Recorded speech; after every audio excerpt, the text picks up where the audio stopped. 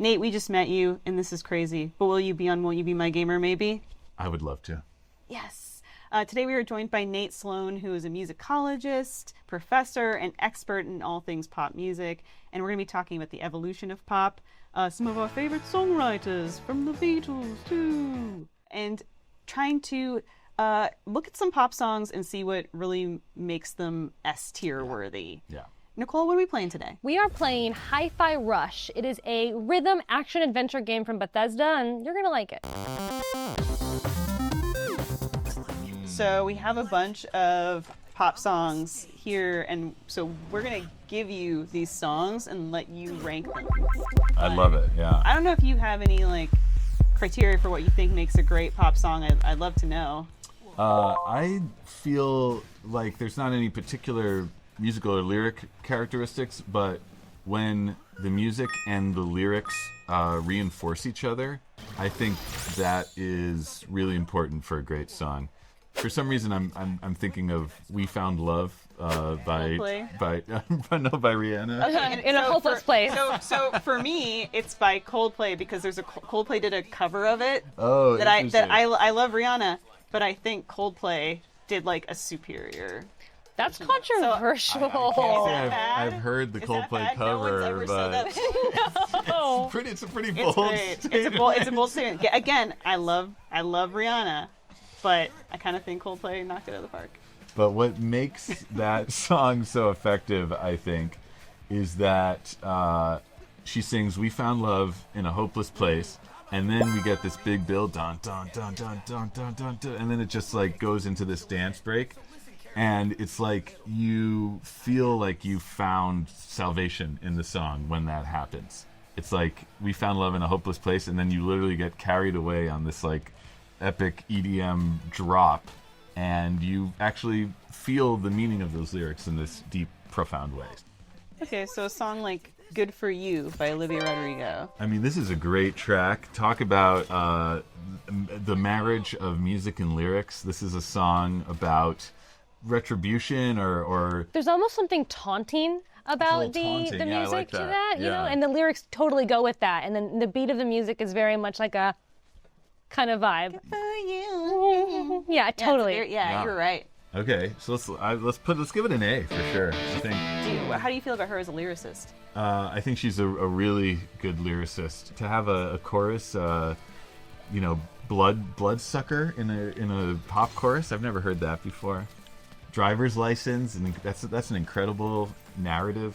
It's just wild that Driver's License permeated pop culture so much when it came out, and it's like that song was about being 15 or 16 and getting your driver's license, and they were grown adult men being this is my song, and it's that's such a universal feeling. Yeah, that song is so beautifully made. There's one little detail I love in it. The producer Dan Nigro puts, if you listen closely, you can hear the sound of when you unlock your car with your key fob. That they actually put that in the track right in the very beginning. If you listen closely, you can hear it. Has the way that This is pop cool, too. is written or has it changed a lot in the last 50 years? Yeah, I mean, pop changes so fast. It's one of the most exciting and challenging things about studying it. It moves so quickly because it's constantly trying to respond to the public's taste. The co-host of the podcast that I make, Switched on Pop, Charlie Harding, he loves to point out that in the Beyonce and Jay-Z song "Crazy in Love," she says, "Page me right now," which I never, even though I've listened to that song 1,000 times, I never noticed that she was talking about a pager. And I do love those little details that kind of carbon date a song for you. And that's a great way to say it, carbon date. I always think of it as a time capsule lyric, you know exactly when this was from. It's something that songwriters have to negotiate. You want your song to be universal and sort of appealing to everyone, but you also want to have enough detail and specificity that someone listening to it can really put themselves into the song at the same time. Will Gnarls Barkley's "Crazy" stand the test of time, in your opinion? Yeah. I mean, that's a great song. And then there's a Violent Danger Femmes Mouse. cover. Oh, is there? Yeah. Interesting. And I think there's also that's actually an interpolation of a song from earlier as well. But I mean, I do love this track, but I think it just doesn't maybe have enough going on melodically for me to, put it above "Good for You" by Olivia Rodrigo. The lyrics are Yeah. kind of literal. Yeah, I mean, nothing wrong with simplicity in a Yeah. pop song, but in this particular song, we're gonna have to slot it in the E category. Oh, okay. Yeah. Sorry, Gnarls. What makes a song an earworm for us? Like, what is it about a song where I cannot get it out of my head? Yeah, there's a name for it. It's called a mimetic loop, Oh, and but there aren't. You can't necessarily engineer those elements. have people tried? Yeah, I mean, I wouldn't be a professor if I had the science for that. I would just be writing Yeah. hit songs. I would say generally you want a kind of simple melody. You want a lot of repetition because the more you're exposed to something, the more likely it is to get stuck in your head. And if you can attach it to some memorable lyrical phrase, then that's probably the closest recipe I could give you for creating a really catchy melody. What is the musical element of this game? You're holding a guitar. Yeah, so we're in using some it as sort like of a cudgel. some sort of dystopian future, and I had this sort of tech billionaire type make me a robot, and in the process, my iPod fell into my heart. And and so now I'm fighting against the man because I'm a mistake, and I'm using the power of music to do combos that will give me more moves and more points. Yeah.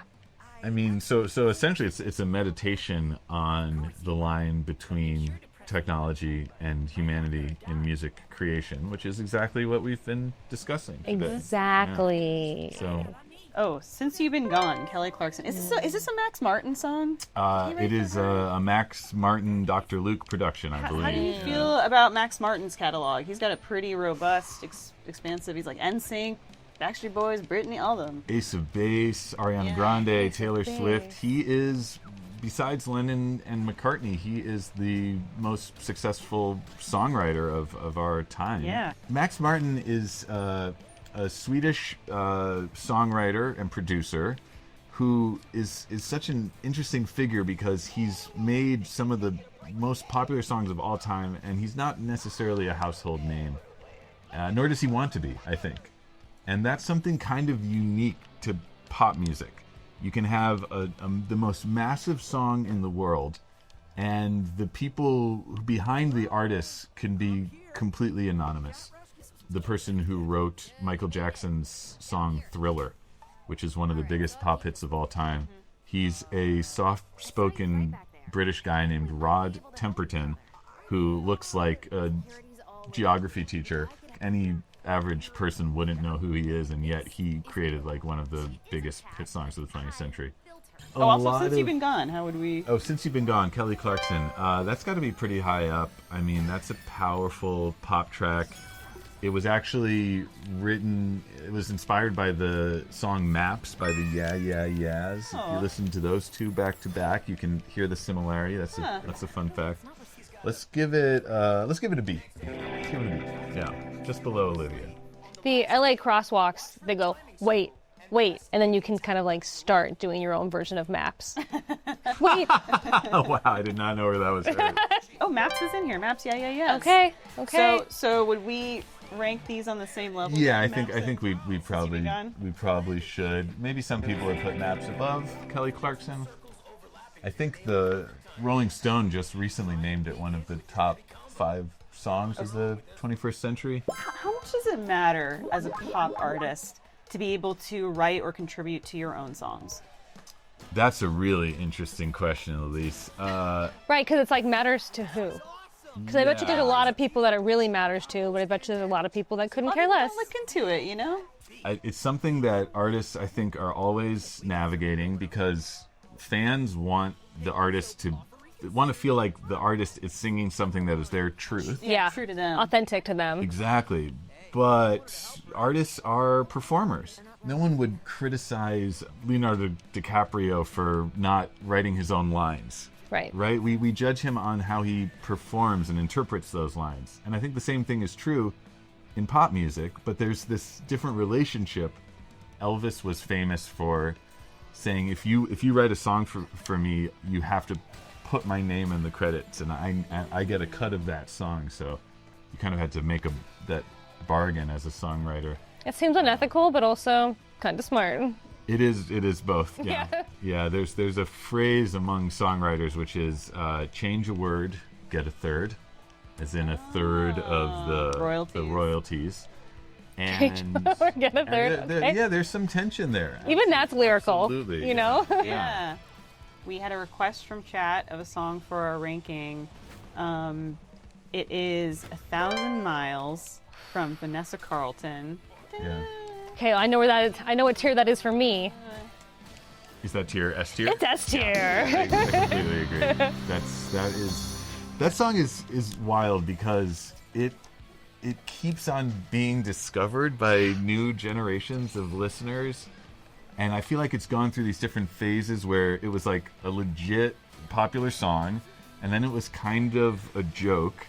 Yeah. And then it was maybe kind of a meme, and now it's like a legitimately popular song again. It's fascinating. And I think Vanessa Carlton's really interesting as like a songwriter, and I think Stevie Nicks was like one of her mentors and stuff too, but she doesn't really get maybe the respect or attention she deserves. Yeah. Well, not on this stream, people. We are pro Vanessa. Yeah. Existential asks, with songs like Good Luck Babe and Please Please Please, I feel like retro synth are making a comeback. Is that just because of nostalgia, or is there something else going on here? Wow, that's a very astute observation from Existential. Well, definitely nostalgia is part of it. I mean, we're still arguably in this moment where pop artists are mining the sounds of the 1980s, especially Dua Lipa, Miley Cyrus, Chappell, Sabrina. A lot of these artists are referencing that era. And then I think synthesizers are cool because, or artists like them because they're still tactile, you know? They have that electronic sound, but you still have to sit down and play them. And these synths have become really popular. The Juno or the Prophet, like these are coveted by musicians and collectors. Unwritten by Natasha Bedingfield. Oh, an anthem. Unwritten, Natasha Bedingfield, Feel the Rain on Your Skin. Yeah. I mean, this is an amazing song. But I can't put it as high as I couldn't. I just couldn't. I couldn't listen to it over and over again. It's good in small doses. Let's put it. Let's put it C. I feel like the C tier is a little lonely. And I'm really curious about Call Me Maybe, Carly Rae Jepsen. Yeah. Okay. Overlooked pop girly here. Yeah. It's almost like that song was so powerful. No matter how talented she is, she can never go past Can't that. eclipse it. Yeah. I mean, this is S tier for me. This, and I have a very personal relationship to this song because Charlie Harding, who I make the podcast Switched on Pop with, we started making our podcast 10 years ago because of that song. Really? If you listen to that song, you're like, oh, this is just kind of fluffy bubblegum nonsense for tweens to listen to. But there's so much careful songwriting in that track, and it's not an accident that it's such a massive hit. It's very beautifully crafted as a song. And when it comes on, I immediately know what it is. Yeah. Yeah. And that's another great Call Me Maybe. Like, that is such a perfect lyric. It's so conversational. It just like kind of rolls off your tongue. It's set to music perfectly. I have gone off. I have a whole chapter in our book of the same title, Switched on Pop, about this song. It's so aspirational too, especially for like if you're like young and single or whatever. It's like, hey, I just met you, and I know this is crazy. Like, who hasn't just met someone, you know? And like, it's just, I don't know. I think it's beautiful. I agree. It's very relatable. Sorry, that was a platforming. Thank you all so much for joining us for the stream today, and for donating and subscribing and sharing the channel. We really appreciate it. You can continue to donate at pbssocal.org/gamer. And I have another song that kind of deviates from some of the other ones we've been covering. Stand by Eminem. So there's a rap element to it. Yeah. So Stand by Eminem is culturally hugely significant because it gave us the term stan, which is still used to refer to a very extreme fan. That's crazy. I never. I mean, obviously that's true. I never think about that. Yeah.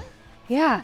Yeah, I mean it's even a verb now, standing. It's a powerful song, but if I'm gonna listen to Eminem, I'm probably gonna put something else on if I'm being honest. So I don't know, C, maybe C. See? Okay. Another one. This is an Orange County local, Hollaback Girl, Gwen Ooh. Stefani. F. sorry, Gwen. I mean, this is, I don't know. I don't feel like this track has aged super well. Earlier I said a great song has to have this, like, marriage of music and lyrics, and to me, this song doesn't really achieve that. Like, Doesn't help Hollaback you. Girl, that hasn't really entered the lexicon. But spelling bananas, Bananas, has for me. Yeah. That is how I smell bananas now. Do you think Sabrina Carpenter, she's maybe arguably like the biggest, if not like the most rising pop star right now. Yeah. Everyone's talking about her. Espresso was like a big hit. I don't know. I'd probably go with Please, Please, Please, or even Man Child. But man, Espresso, that's a bop. Let's put it in the A tier. Yeah, this song is so relevant to what we're doing right now because she sings "Play You Like Nintendo."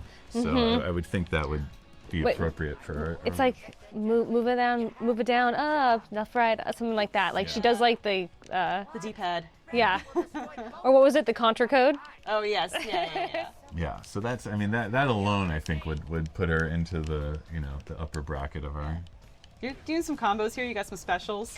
Yeah, I'm just fighting some robots with the power of music. So we played Trombone Champ earlier. Yeah. And now we're playing Hi-Fi Rush. What if you combine them and you got more points if you... Use the trombone. As a weapon, a very violent trombone.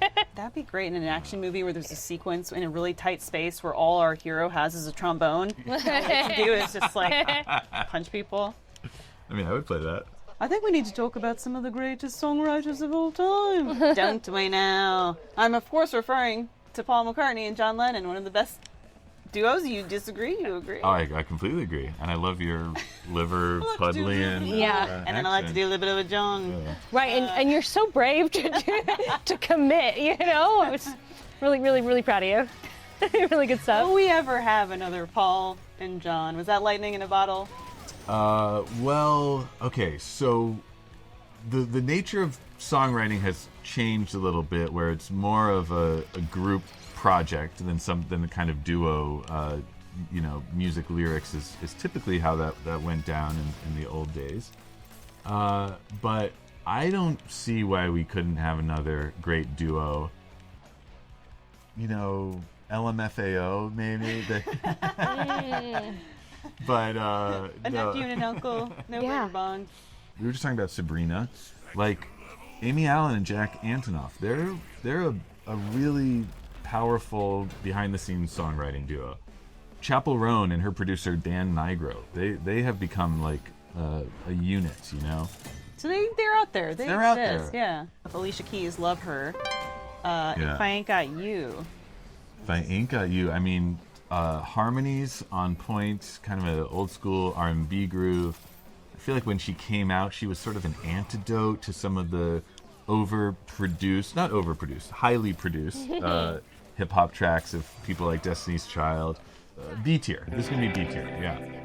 I really love No One. I think that's a really Yeah, that's awesome it's so funny you say that, Lisa. I was gonna say that I'd put that A or S. Yeah, But same. If I Ain't Got You, slightly lower.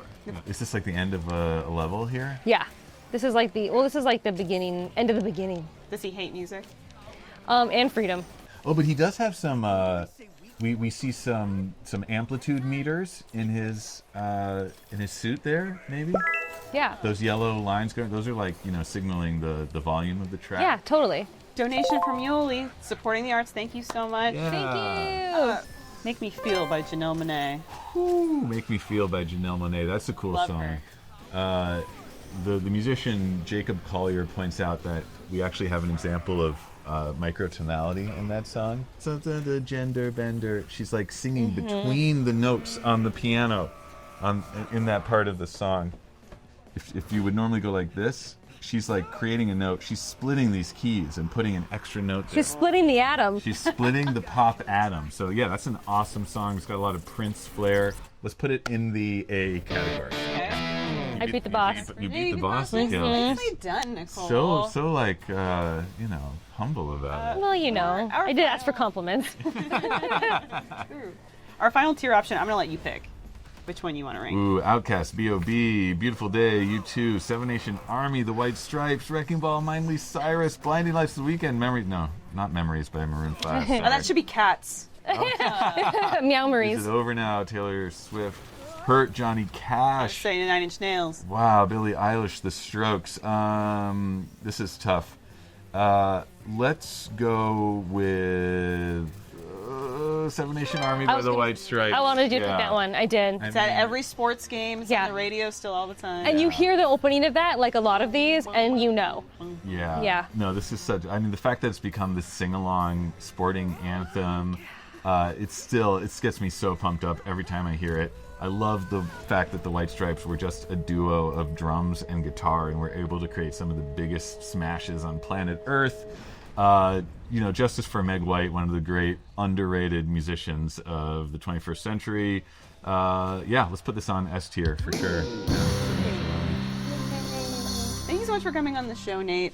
Can you give people kind of like the big pitch of your podcast and what you and your co-host talk about? Absolutely. Switched on Pop is a podcast produced by myself and the songwriter Charlie Harding, and every week we break down a hit pop song to explain why it is so successful using music theory and cultural analysis, and sometimes we interview the artists behind those songs as well. So it's really fun whether you love pop music and want to learn more about it, or whether you're kind of pop agnostic and want to learn how the sausage is made. I think it's a really fun show. Yeah. Go check out the podcast. You can find it on every podcast platform. You sure can, yeah. And thank you so much for being here and for subscribing, for sharing the show, telling your friends and family about it. We Yeah. appreciate you all so much. Won't You Be My Gamer happens because of you. And you can keep donating to us. Right, Nicole? Yeah, you can head to pbssocal.org/gamer. It is the premier destination for helping us make this happen. And we are so appreciative. Would you play us out? Yeah, should we do a little redux of Nasty on the Nasty Keys? on the Keys. Sure. Yeah. Our jazz song? Here we go. He does whatever he please. He eats frozen or snap peas. He's just a wild, crazy gamer guy. He's nasty on the keys.